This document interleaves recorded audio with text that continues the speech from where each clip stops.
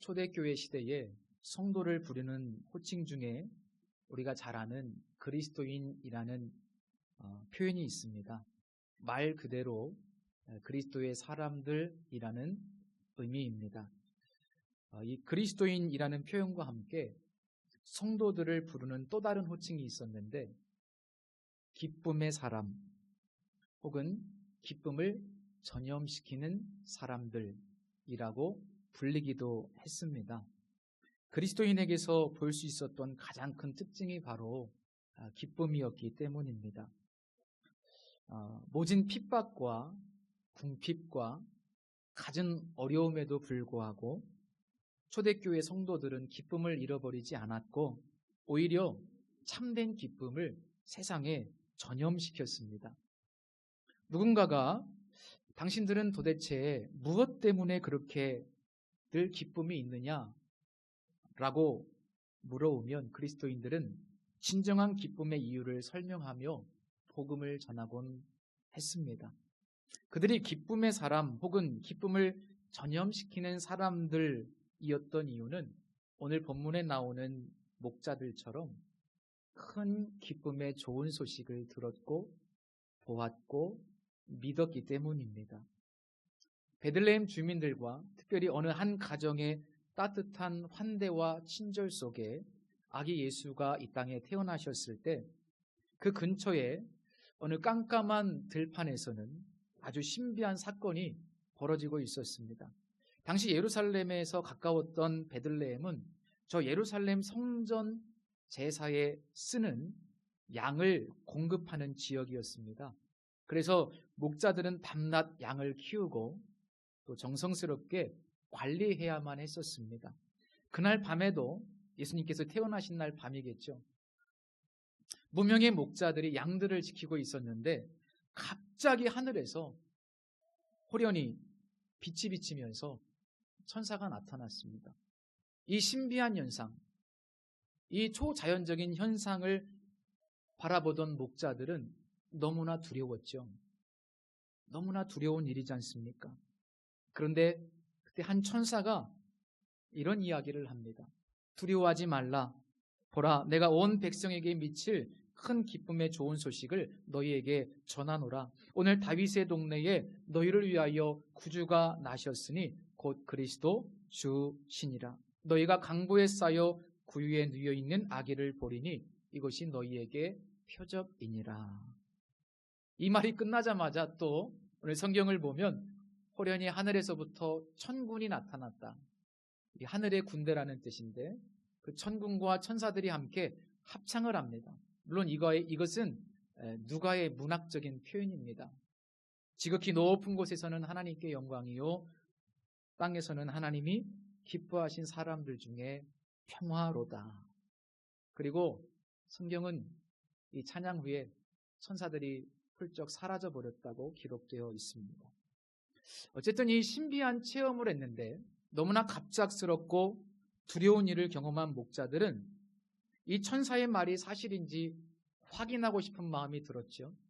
그래서 그들은 즉시 상의하고 저 예루살렘, 베들레헴 마을 속으로 뛰어 달려갑니다. 구약에 예언된 메시아가 진짜로 오셨다고, 진짜 메시아가 예언대로 이 베들레헴에 태어나셨다고 아마 그들은 굉장히 흥분된 마음이었을 거예요. 그러면서 그들은 아마 흩어졌겠죠. 이 집 저 집 찾아 돌아다니면서 과연 구유에 누인 아기 예수가 있는지 다 수소문하고 그 결과 마침내 아기 예수를 찾게 됩니다. 그리고 그곳에 들어가서 그 주변에 있던 사람들에게 이 아기 예수가 바로 구약에 예언된 메시아랍니다. 이 아기가 바로 그 메시아라고 합니다. 방금 천사들이 나타나서 들판에 있는 저희들에게 나타나서 이 엄청난 소식을 전해주었습니다. 천사들은 말했습니다. 이것이 큰 기쁨의 좋은 소식이라고. 그들은 흥분된 상태로 거기 있는 사람들에게 예수를 증거하는 첫 번째 사람들이 되었습니다. 사실 오늘 이 본문은요, 당시에는 굉장히 정치적이고 체제 정복적인 메시지였습니다. 왜냐하면 당시 초대 황제였던 아우구스투스가 태어났을 때 좋은 소식이라고 선포되었기 때문입니다. 또 이 초대 황제는 그 당시 사람들에게 구원자로 선포되었습니다. 그리고 로마는 이 아우구스투스가 태어난 날을 심지어 한 해의 시작으로 바꾸었고, 로마에는 아우구스투스의 평화를 위한 재단이 세워져 있었습니다. 그러니까 로마 제국 시민들에게 당시 이 아우구스투스 황제가 평화를 가져오는, 들어보신 적 있을 거예요. 팍스 로마나, 로마의 평화라고 하는, 그래서 평화를 가져오는 신적 존재로 숭배되고 있었던 시대였습니다. 그런데 누가는 그 사실을 정면으로 부인하면서 이 아기 예수가 구원자요, 그분의 탄생을 기쁜 소식이라고 선포합니다. 그리고 예수 그리스도야말로 이 세상의 진정한 평화, 즉 우리의 근본적인 죄의 문제를 해결하고 하나님과의 관계에서 평화를 가져올 유일한 메시아라고 선포합니다. 그런데 좀 의아한 것은 뭐냐면, 이렇게 중요한 메시지, 이렇게 중대한 사건을 하나님께서 계획하시면서 왜 목자들에게 처음 알리셨는가? 이렇게 중요한 메시지인데 왜 그들을 첫 번째 증인으로 세우셨는가 하는 점입니다. 제가 의아스럽다고 말씀드리는 이유는, 당시 목자들은 구약시대, 특별히 시편 23편에 나오는 선한 목자의 이미지, 그 이미지와는 완전히 다른 부류의 사람들로 취급되던 시대였기 때문입니다. 당시 유대교 사회는요, 여러 가지 규칙과 규율을 정했죠. 전통을 만들었습니다. 그래서 그것들로 인해서 사람들을 구분하고 또 심지어는 차별했기 때문에 그 사회에서 부정하다고 취급되는 사람들이 굉장히 많았어요. 특히 목자들은 바로 그런 부류의 사람들에 속했습니다. 왜냐하면 이 안식일에도 계속 양들을 쳐야 됐기 때문에 쉬지 못하고 일을 할 수밖에 없었기 때문에 부정한 사람들로 취급되었습니다. 때문에 가난하고 배우지 못한 사람들이 주로 이 목자의 일을 감당했었고요. 랍비 문헌에 의하면 배척하는 직업들, 그 목록이 있는데 그 배척하는 직업들 5개의 목록, 5개의 직업이 있는데 그 중에서 이 목자가 3번째 목록에 기록되어 있습니다. 웬만하면 하지 말아야 될 일, 이게 목자였어요. 옛날 우리 조선시대 백정과 같은 그런 부류의 사람들이었습니다. 더군다나 이들은 도둑질을 종종 했고 거짓말도 자주 했기 때문에 사람들이 이 목자들을 신뢰하지 않았습니다. 그로 인해서 당시 법정이 있죠. 법정에서 증인으로 설 수 없는 사람들, 그 한 부류가 바로 목자였습니다.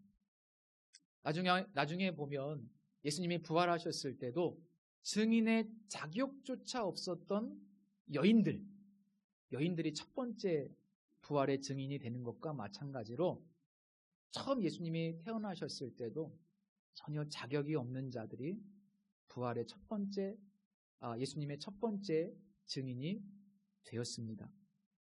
그렇다면 하나님은 당시 법정에서 증인으로 설 수조차 없는 이 죄인들을 왜 아기 예수의 탄생을 전하는 첫 번째 증인으로 선택하셨을까? 이 사건이 우리에게 무엇을 말씀하고 있는 것일까? 오늘 이 부분을 좀 살펴보려고 합니다. 자, 지난주에 이 땅에 사람으로 오신 아기 예수께서 베들레헴의 어느 평범한 가정에서 따뜻한 환대와 친절 속에 태어나셨다고 말씀을 드렸어요. 예수님은 구원자이시고 심지어 하나님이신데 왜 아기 예수의 모습으로 더군다나 이 초라한 집에서 태어나셨을까? 한번 비교를 해보시죠. 자, 크기를 가늠할 수 없을 정도로 크신 하나님이시잖아요. 그죠? 또 하나님은 그 능력을 측량할 수 없을 정도로 전능하신 하나님이십니다. 그런데 한번 생각해 보세요. 그런 하나님께서 가장 작고 가장 힘없고 가장 무기력한 신생아로 이 땅에 오셨다. 이 성육신 사건이 우리에게 무엇을 말씀하고 있을까요? 이 엄청난 대조를 통해서 저는 이렇게 생각합니다. 지극히 크신 하나님께서 구원에 있어서만큼은 지극히 작은 자까지도 품으시겠다는 의미라고 생각합니다.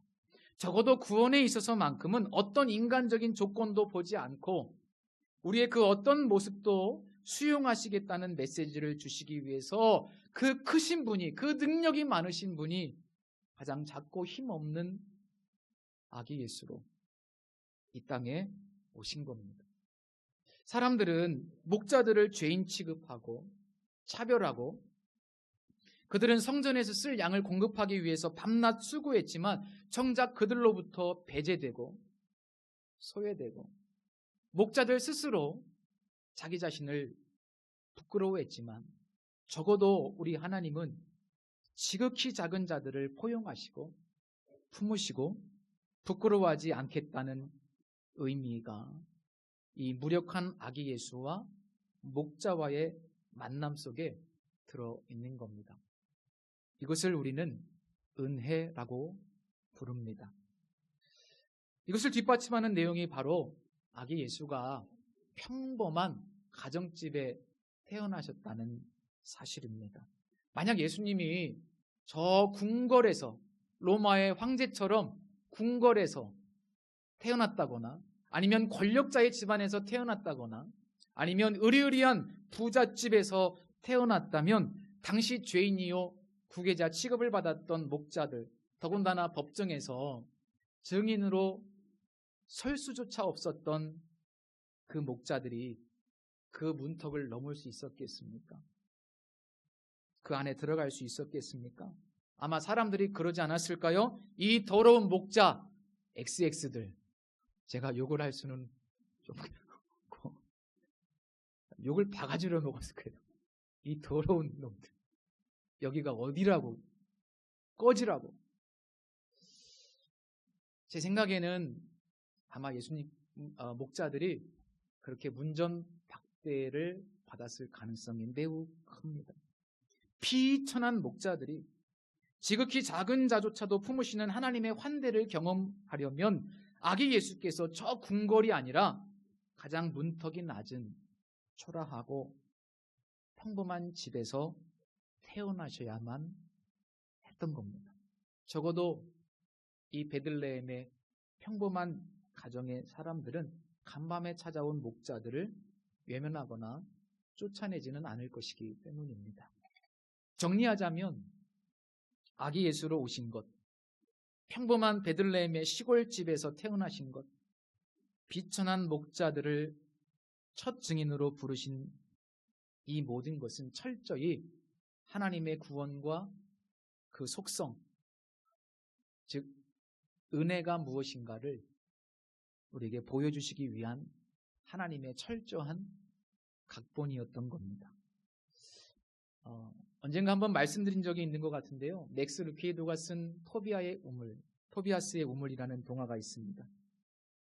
사막 한가운데 있는 마을에 토비아스라는 사람이 살고 있었어요. 그는 물이 풍부한 우물을 가지고 있었는데 아들 줄리안과 함께 마을 사람들에게 얼마든지 그 물을 떠서 먹을 수 있도록 해주었습니다. 때로는 그들의 어려운 문제를 들어주고 해결해 주기도 했고요. 어느 날 이 토비아스와 줄리앙은 엘제비르라고 하는 종에게 자기의 우물을 맡기고 먼 길을 떠나게 됩니다. 이 종 엘제비르는 처음에는 이 주인들처럼 사람들에게 물을 마음껏 가져가도록 했어요. 그런데 마을 사람들이 고맙다는 말을 하지 않는 거예요. 괘씸했습니다. 그래서 막 화가 났어요. 그래서 고맙다는 말을 하는 사람들에게만 물을 주기 시작했고 또 시간이 지나면서는 자기가 생각하기에 착한 사람들에게만 물을 주기 시작했고 이런 식으로요 점점 더 기준을 높여갔습니다. 그러다 보니 마침내 마을 사람들 중에 이 물을 길어갈 수 있는 사람은 거의 없게 된 거예요. 사람들이 노력해도 안 된다는 것을 알았기 때문에 점점 엘제비르의 마음에 들기를 포기하게 됩니다. 온 동네 사람들이 목말라 하던 어느 날 한 나그네가 그 마을에 들어오는데 엘제비르는 그에게도 트집을 잡고 물을 주지 않으려고 합니다. 그런데 그 순간 그 사람은 머리에 쓰고 있던 그 수건을 천천히 벗고 자기가 바로 이 우물의 주인인 토비아스의 아들 줄리앙임을 밝힙니다. 그러면서 이야기합니다. 이 아버지의 우물은 모든 사람들에게 주는 선물입니다. 사람들은 너무 기뻤죠. 그리고 엘제비르는 겁이 나기 시작했습니다. 아들이 돌아오자 마을 사람들은 그 못된 종에게는 물을 주지 말라고 막 항의합니다. 그는 못된 종이었다고 그의 잘못을 고발합니다. 그러나 줄리앙은 착한 사람들만 물을 마실 수 있다면 우리 중에 누가 이 물을 마실 수가 있겠습니까? 라는 이야기를 합니다. 따지면 하나도 이 물을 마실 수 있는 자격이 없다는 거예요. 그래서 결국 엘제비르는 용서를 받게 되고 마을 사람들 모두가 우물물을 마음껏 마시게 되었다는 동화입니다. 비록 동화이지만 이 이야기는 우리에게 은혜가 무엇인지를 잘 보여줍니다. 하나님의 구원의 은혜 앞에는 어떤 조건이나 자격이 없다는 거예요. 지극히 작은 자, 정말 타락한 죄인까지도 진심으로 하나님 앞에 회개하고 예수님을 영접하면 이 구원의 은혜를 누리게 되는 겁니다. 성도 여러분, 감사하게도 자격 없는 비천한 목자와 다를 바 없는 지극히 작은 자인 우리들에게도 이 놀라운 하나님의 은혜가 임했습니다. 그리고 나아가 우리가 믿음에 이를 수 있도록 하나님께서 역사하시고 섭리하셨습니다. 오늘 본문에서도 이 목자들이 믿음에 이를 수 있도록 하나님이 역사하신 것들을 볼 수 있습니다. 무엇으로 알 수 있느냐? 구유에 누인 아기 예수를 표적, 즉 사인이라고 말씀하시면서 목자들이 정말로 그곳에 가서 구유에 누여있는 아주 특이한 사건이잖아요. 구유에 아기가 누여있다. 그래서 그 구유에 누인 아기 예수를 진짜로 목자들이 발견하고 말씀하신 그대로 이루어진다. 그래서 진짜 그리스도를 믿을 수 있도록 섭리하셨습니다. 목자들은 제가 거짓말쟁이들이라고 말씀을 드렸는데요. 보십시오. 거짓말을 자주 하는 사람들일수록 특징이 뭘까요? 다른 사람의 말을 쉽게 믿지 않습니다. 의심이 많습니다. 그래서 하나님은 굳이 아기 예수를 구유에 누이도록 섭리하시면서 의심 많은 목자들이 확신, 그죠? 믿음에 이를 수 있도록 섬세하게 표적까지 계획하셨어요. 구유에 아기가 누울 수 있도록 하신 것은요, 우연이 아니고 이 목자들을 믿음에 이르도록 하기 위한 표적을 주시기 위해서 하나님께서 이렇게 놀랍게 세심하게 섭리하신 겁니다. 우리의 삶도 그렇지 않습니까? 걸어온 길을 뒤돌아보면 우리에게 하나님께서 은혜의 복음을 듣게 하실 뿐만 아니라 하나님께서 우리를 믿음에 이를 수 있도록 얼마나 세심하게 섭리하시고 역사하셨는지 몰라요.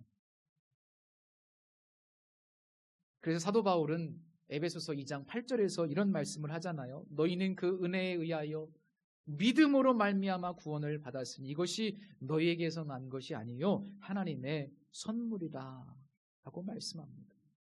은혜, 믿음, 구원, 이 모든 것이 다 하나님으로부터 온 선물이라는 고백입니다. 그래서 베들레헴의 평범한 집, 그것도 구유에 인간으로 오신 이 아기 예수의 탄생은 우리 모두에게 큰 기쁨의 좋은 소식인 줄로 믿습니다. 이 본문을 통해서 큰 기쁨의 좋은 소식을 듣고 믿은 목자들의 삶의 변화가 있습니다.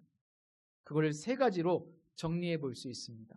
이런 삶의 변화가 우리들에게도 계속해서 일어날 수 있기를 축복합니다. 첫 번째, 예수님을 만난 이후에 그들의 두려움은 기쁨과 찬양으로 바뀌었다는 사실입니다. 그리고 본문에 보면 보다라는 단어가 4번 등장해요. 보다. 10절에 보면 보라, 12절에 보리니. 이 2번은 천사가 한 말이고요. 15절에 보자, 그리고 17절에 보고. 이 2번의 보고는 목자들에게 적용이 됩니다. 그러니까 목자들은 가서 보라는 천사들의 말씀에 따라 진짜로 가서 보았습니다. 그러니까 여기서 보다라고 하는 이 단어는 단순히 우리의 눈으로 바라보는 그런 1차원적인 의미가 아니라 예수님을 바라보고 복음을 깨닫고 왜 기쁜 소식인지를 음미하고 내면화하는 모든 과정을 상징하는 단어입니다. 그래서 목자들은 순서대로 이 과정을 거치게 되었을 때 처음에 천사들이 나타났을 때는 두려워했죠. 그런데 시간이 지나면서 점차 이 두려움은 힘을 잃게 되었고 오히려 그들의 마음에는 기쁨과 감사가 솟아나게 되었습니다. 그 마음의 표출이 바로 20절 말씀, 영광을 돌리며 찬송하며 돌아갔다. 이 문법적으로 보면 계속 찬송했다라는 뜻입니다. 여러분, 우리에게 두려움이 찾아올 때 무엇을 해야 될까요? 두려워하지 말아야지, 두려워하지 말아야지. 그렇게 하면 두려움이 없어질까요? 절대로 그렇지 않습니다.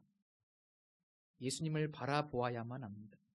구원자이신 예수님께 시선을 고정하고 복음의 깊은 은혜 속에 내가 들어가고 또 그 속에 들어있는 하나님의 놀라운 사랑을 내가 음미하고 내면화할 때 목자들처럼 우리 마음속에 있었던 두려움은 점차 힘을 잃게 됩니다. 그리고 찬양의 자리에 자연스럽게 가게 되는 것이죠. 2번째, 목자들은 하나님께서 자신을 품어주시고 용납해 주셨다는 사실로 인해서 무한한 자유를 누리게 되었습니다. 모든 열등감의 무거운 멍에를 벗어버리게 되고요. 진정한 자유를 누리게 돼요. 무엇 때문에? 예수 그리스도를 만났기 때문에. 사실 우리들에게는 다 이런 열등감이 있지 않습니까? 낮은 자존감이 있지 않습니까? 내가 배우지 못했다는, 혹은 내가 가난하다는, 혹은 내가 능력이 없다는, 실패했다는 이런저런 이유 때문에, 상처 때문에 우리에게는 수많은 열등감과 그런 아픔들이 있지 않습니까? 그래서 스스로를 정죄하기도 하고 스스로에게 자격이 없다고 말하기도 하고 또 스스로를 부끄러워하기도 하고. 목자들도 그랬습니다. 그 사회의 비주류였거든요. 그런데 주님을 만나게 되므로 하나님이 나를 품어주셨다는, 지극히 작은 자인 죄인 취급받는 우리들을 품어주셨다는 이 놀라운 은혜로 인해서 그들은 깊은 자유를 경험하게 됩니다. 세상 사람들 모두가 나를 받아주지 않아도 우리를 품어주시는 분이 계세요. 세상 사람들이 나를 손가락질해도 끝까지 나를 받아주시고 용납해 주시는 분이 계세요. 나의 조건을 보지 않으십니다. 신약 성경에 보면 수많은 사람들이 바로 그런 예수님을 만났어요. 귀신 들렸던 여인 막달라 마리아, 매국노와 같았던 세리장 삭개오, 원수 같았던 사울. 여러분, 수많은 사람들을 예수님께서 품어주셨죠. 그리고 그들에게 진정한 자유를 주셨어요. 환경이 변한 것은 아니었습니다. 그런데 예수님 때문에 진정한 자유를 얻게 됐습니다. 우리 학생들이 이런 진정한 자유를 누렸으면 좋겠습니다. 다 잘생겼지만, 다 예쁘지만 외모 때문에, 가정 환경 때문에, 혹은 부모님 때문에 스스로를 정죄하지 마시고 스스로를 부끄러워하지 마시고 예수님 안에서 자유해졌으면 좋겠어요. 성경은 분명히 말씀하고 있지 않습니까? 진리를 알지니 진리가 너희를 자유케 하리라. 마지막 세 번째로 목자들은 듣고 본 후에는 전하는 자, 곧 증인의 삶을 살게 됩니다. 10절 말씀에 보면 천사가 목자들에게 전했다라는 표현이 있는데 이 표현은 또 한번 반복됩니다. 17절에 보면 목자들이 주변에 있는 사람들에게 전했다라고 말씀하고 있죠. 천사들은 목자들에게, 목자들은 주변 사람들에게 전했습니다. 여러분이 전했다라고 하는 말은 누가가 쓴 누가복음이나 사도행전에서 복음을 전파했다는 뜻입니다.